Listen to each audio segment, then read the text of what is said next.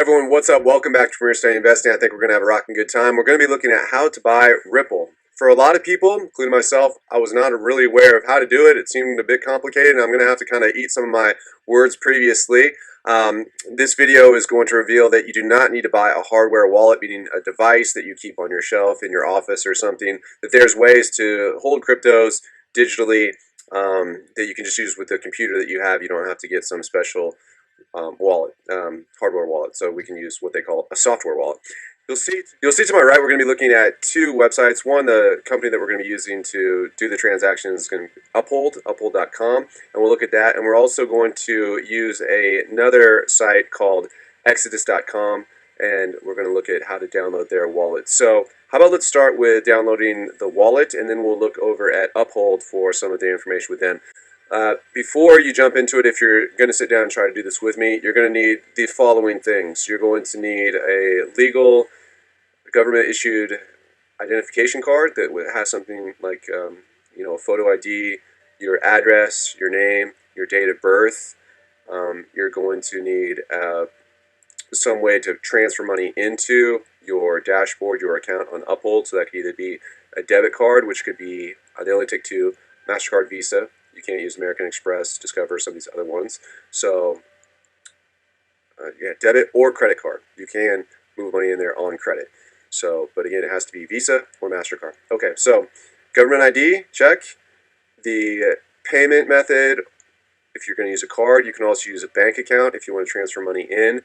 You can do that to link. You're also going to want to have on your app an authenticator, like Google Authenticator or some authentication, because they're going to have two-step verification on your identity because this is your money, and they want to make sure that it's really you. So you're going to also be giving them your phone number and an email address if you're choosing. So these are all things to think about ahead of time. Realize that this is a financial activity that does bear consequences on the taxes that you will pay. So they're going to need to be able to find out where should they send these forms to you, and also whatever they need to do on the regulatory side with the IRS. Okay, so those are all things to keep in mind. So if you have those things, let's get to the business of downloading this wallet first of all. I'm going to shrink that down. So we're here still, exodus.com/download, and they have two different ways you can do it. You can either do the desktop or the mobile. I did the desktop, but I'm sure the mobile is very similar. When it comes to the desktop, they have a special button here if you have a new M1 Mac. I do not, but if you do, that's something to know about, a little separate kind of thing. Otherwise, it's pretty standard. Either you run Windows 64-bit, there's a download link here, or you're using the standard Mac, download the Mac app. These two are for Linux. Most of us are not running Linux, so I use the Mac app, and basically it'll download like a download Genie or whatever, and something will appear. It'll pop up. You'll basically basically bring up a little box where it'll have this Exodus icon. That's the icon that we're going to be using. It's like it's just another program that's going to be on, just like Firefox or Google or WhatsApp or whatever. You're just going to drag that over and put it into your applications folder here, and that'll copy it from the download into the application section. So then once you have that, you can open it up and check it out. So there's not a lot to it. It's just, it has, I'm sure, a lot of other features, but along the top it has the different coins that you might use: Bitcoin, Ethereum, Binance, Tether, Polkadot, and of course like a whole bunch of others. And then you can see it's very simple interface. Just, am I sending or am I receiving? If I'm receiving, that's what we'll be doing in this video, how to basically buy them on an exchange and then bring them in. So receive them into the Exodus digital wallets that you have now on your computer or on your phone, but for me, on my computer. Okay, so and you can see how it works. You have 28.38 XRPs, which is equal to $32.06, and I did that by hitting this receiving button. They'll give you a code, a special code that you'll use to identify this location, right? This address, you could say. So now that you got a basic sense of, that you need to download that wallet and, sign in, get it set up or whatever, there's not a lot to it, but it's, it just takes a few steps. Let's go over to jump over to Uphold. So this is just, again, uphold.com, and they have, get started products, prices, cryptos, equities, metals, digital wallets. So the interesting thing about this, you can hold different metals did like digital gold, digital silver. It's probably linked to some trust somewhere. I'm not so sure about it. They have an interesting link, digital wallets, and then you can also trade into different like fiat currencies, so like Canadian dollars or maybe Hong Kong dollars or I don't know, dirham or whatever. This is pretty standard. You're going to sign up, and sign up process is kind of long. This is where they are going to ask you for like your nationality, where you live, your date of birth, either your tax identification number or your social security number. What else did I say? Your phone number, just all the tax type of stuff. It's basically like setting up a bank account, like I said before.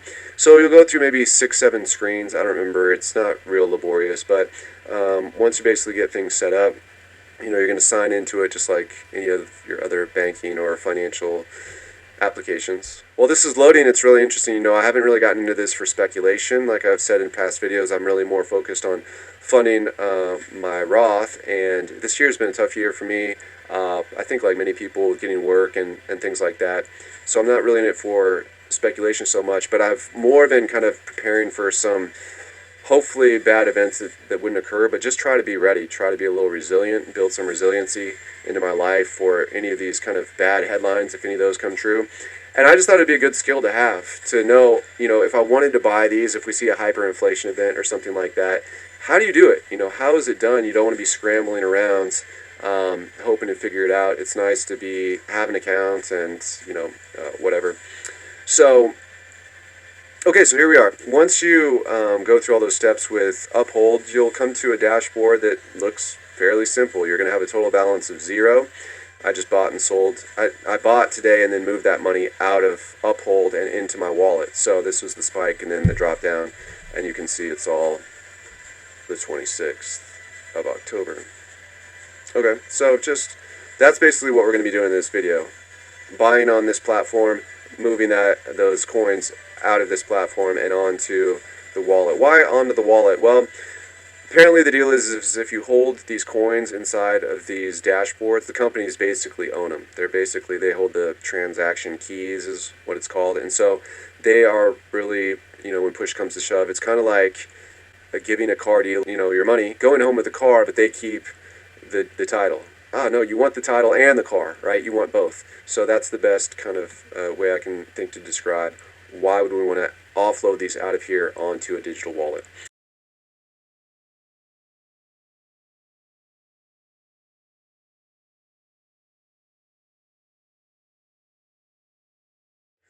Typically, when you go to buy, it's going to be, I'm going to take some money out of my bank account or my debit card or credit card, and I'm going to turn it into some kind of coin, right? I'm buying coins. So let's see how this works. It has just a little drop down here, and it'll give you just a couple options of, how to add an account. Like we said, the main two are either debit or credit card, being number 1, or number 2, you could link a bank account. Okay, and so when it loads, you can see there's basically a little tab here for banks, and under banks it says click the plus here to link a bank account to deposit or withdraw funds. So the way it works, as far as I could tell, I clicked on a couple of them. You basically pick your bank out of a list. It takes you to their site, kind of through like a back door or something, through their channels, and then you enter your credentials. So basically that's how they understand that you have, an account. How they link your account is you just type in the credentials. They don't have that option where they used to do it where they deposit 27 cents and 34 cents or something less than $1 into your account. They don't do that anymore, so you need to give, I guess, trust but I'm sure most people don't have a problem with that. So that's the bank setup. The debit or credit card, it's similar. You just, hit plus. You're going to put in your card number, 16 digits. You're going to put your expiration, month and year. You're going to put in your CVV code here. You're going to pick dollars, and you're going to agree. It can only be Visa or MasterCard. So no Discover, none of these other cards, no PayPal. So if you pick, say you pick your debit account here, fine. And then you need to pick like how much you want to be spending in dollars, if it's USD or whatever your account is denominated in. And then you're going to say to what? So you're going to go from dollars to what? You could go to cryptocurrencies, you could go to, they have 47 cryptocurrencies, they have 5 utility tokens, which I I don't know what those are, sorry. They have national currencies, 27, so like we said, dirham or Canadian dollars, or, you know, who knows what they have. They have some digital metals and stable coins. Also, I'm not familiar with that. But in our video, we're going to be looking at XRP, which is often known as Ripple. And so if you put in 45 US dollars, it'll give you the conversion ratio, and it'll just convert it for you. So that equals 38.712404 of the Ripple coins. And so then if you want to preview the deposit, it's just mostly like trading. This shouldn't feel very similar to what we do either on whatever your Thinkorswim, Webull, whatever you use for trading. Now the next thing you need to do is verify your identity, as you can see here. So we'll do that. So government issued identity document. Make sure you're in a well-lit room. Be prepared to take a selfie and photos of your ID.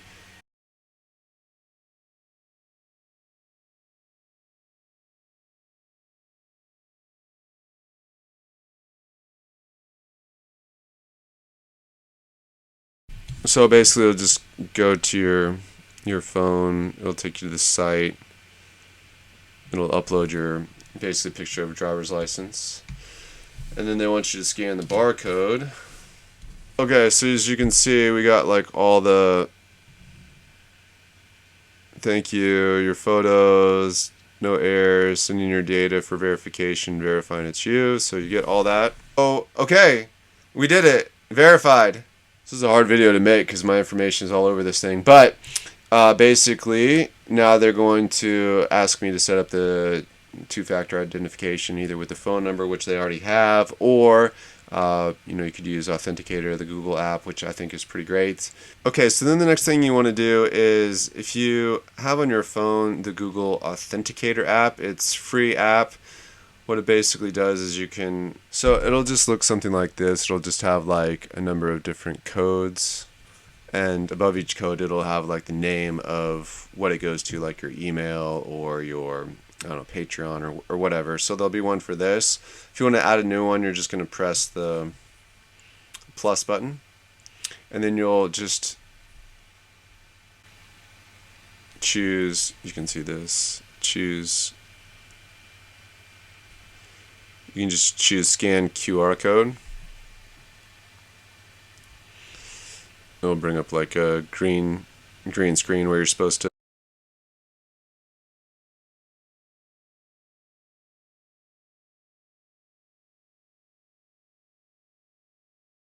put the code. So just put the code in here, the one you see on the screen here. Just put that in the box and it'll work. And what it'll do, it'll say enter the 6-digit code generated by your Authenticator app. So all you're going to do is go down and look at the one. This will scan in as Uphold with the email address that you used, and you can just put in, this is going to expire, so it's no problem. It's just a one-time random number generated code. Okay, and then so that's it. Two-step verification is enabled. You can just press done. You're finished with that. It'll give you a code. You can do not lose this code, stored in a safe place. If you lose this code, you may not be able to access your account or withdraw funds later. So you want to keep that. The Authenticator is nice. So that should be the last step. Once you confirm the deposit, you'll see the uptick here. From 0, your total balance will go to whatever this is, 38.52 coins.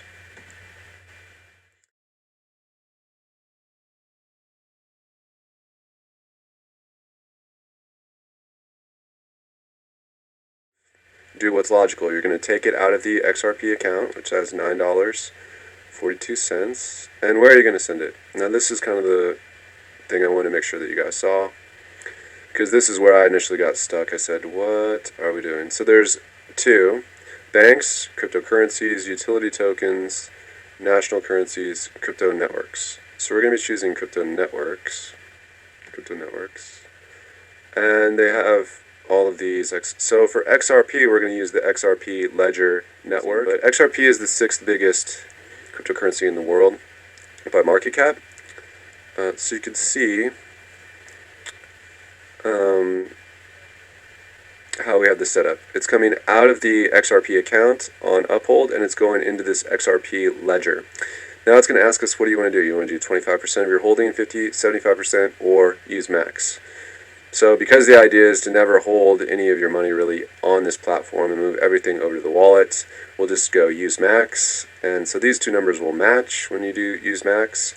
And then you do preview withdrawal. And this is where it's asking for your XRP address. And I knew that at some point there had to be some connection between this website and that wallet we had. And this is the connector between the two.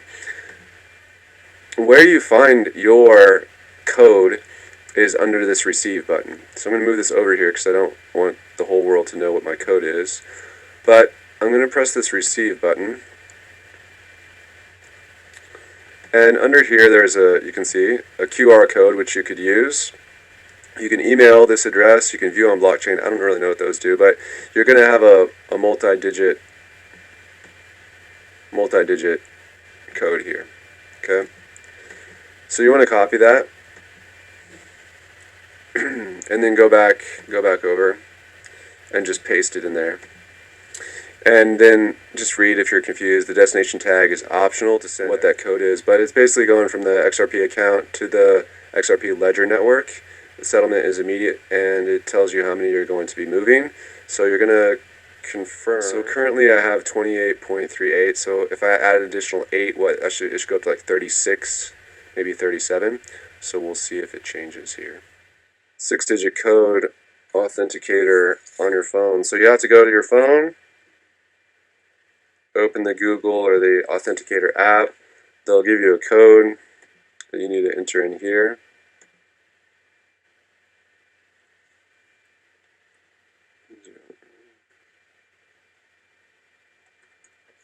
Okay, and then we'll punch this in. Oh, I didn't do it right.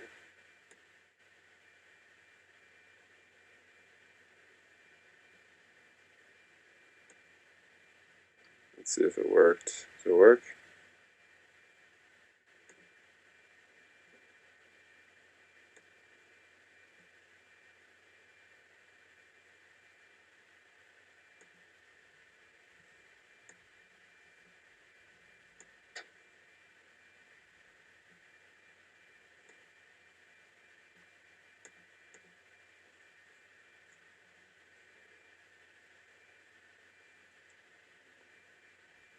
Received 36. So you see, without any edits in there, it makes a little noise. And so, anyways, so that's, I mean, basically how it works. And then obviously, like, if you wanted to reverse the process, you'd send it.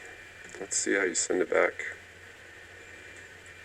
Send to XRP address. So then to undo it, you'd go from, I want to take it out of the ledger network.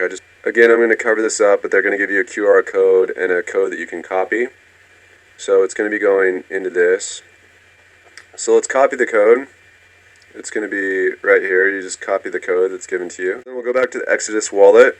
We'll paste in here the code that I just got off the upload. It gives me a green check mark. This is for the, it says destination tag. Let's say I want to do half of what I have in there. Let's say I want to do less than half. Can I change this? 1.999. Okay, that'll be easy to recognize. I'll send it. Send $2.30 to these people. Yes, let's send it. Sending without destination tag. The transaction is being sent without destination tag. Some exchanges and wallets require destination tag.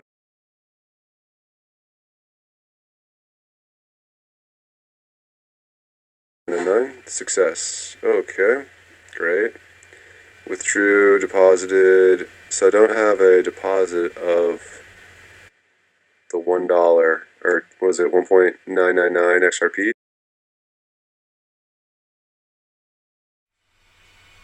Okay, so I wanted to try to help you learn from my mistakes because I think maybe I lost 2 of these Ripple tokens by not doing this correctly. So I've looked, I still haven't seen it deposited. So we'll know if it deposits, we'll try again, and if it deposits right away, we'll know that I definitely did it wrong before, and it's not like it just has a slow transfer rate. So I'm back here at the wallet, right? And so I'm going to try to get rid of these and just have 34 only. So we'll try to transfer just the 0.973492. So we want to send it. Now, So last time I didn't use the destination tag, and I don't know if maybe that was a problem. It does say it's recommended. So let's try to do it. So here's how you want to do it. You want to go to transact. You want to go from the XRP ledger. That totally makes sense, right? That's totally logical. That's where we put it. And it's going to give you a QR code, and it's going to give you a copyable alphanumeric code. So I didn't use the destination tag when I used it before. So let's try it both ways. First we'll copy and paste the alphanumeric and the destination tag and see if that makes a difference. So I'll put it here because last time it said it was fine.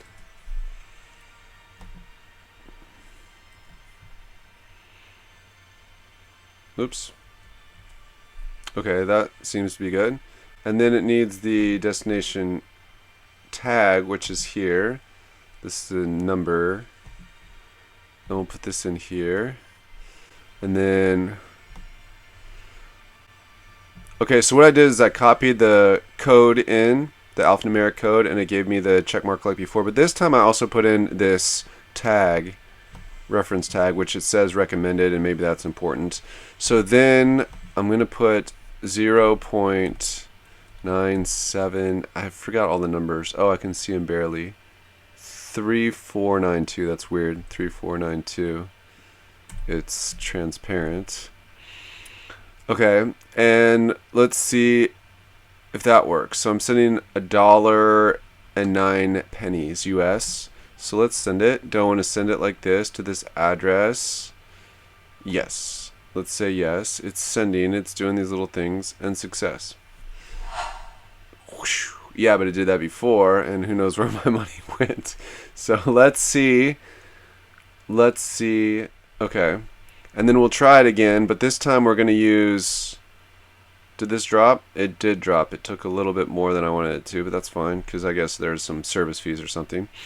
Let's try it again, but this time they have a code. I mean, it says scan from desktop or scan from camera. So what's going to happen is when you push this, it's going to bring up like a little QR reader, and it should read this. So hopefully it does. We'll click it, scan from desktop. It'll bring up this reader here. It's kind of cool if I get my picture out of the way. Scan QR code. See, it did it. It saw it and it did it. And then let's do 2.5 XRPs. Okay, using that code. But I think it just put in the same. So I'll keep that covered because I still don't know if that's important or if it's like giving out your credit card number. I guess it is. But it still didn't put in a tag, even though it did read the code. And I'll send, and then we'll send that. So 279. We'll send that. Okay. No, let's add a destination tag. Let's go back to the thing. It gave me a destination tag. We'll copy that. So put the destination tag here in the destination area, paste it in. We'll send that $2.79. So we did $1.09 the first time doing it manually. The second time we used the QR code, and we're doing $2.79 equal to 250 XRP, 2.5 XRPs. Hopefully it'll give us the whoosh. Okay, there's another whoosh. Great. Total balance $3.87. Ah, this is good. So this time it worked. Using the destination codes are very important. So here you can see we just did this and it happened right away. We got the $1.09 equivalent and this equivalent. But basically, whatever I sent before, I sent 1.999 Ripple coins or Ripple tokens. I think they're just gone because I didn't use the destination code. So this was the manual one, just copying the alphanumeric code and using the destination code, and it worked. And this was using the QR scanner and also putting in the destination code, and that worked. So do whichever one you want, but you can see that's how you want to bring it from the XRP ledger network back into the accounts, and the $9 plus the 279 minus whatever of 387. So no problem. That's basically how you get your money off of your wallet back into this Uphold account, and then you can convert it back to dollars. Hey, thanks so much for checking out this video. I hope you found it encouraging and informational. If it was helpful, please hit the like button if you did like it. If you didn't and you had some constructive criticism, I'm more than happy to receive that. Just drop it in the comment section. Anyways, thanks so much. Stay safe out there. We'll talk to you next time.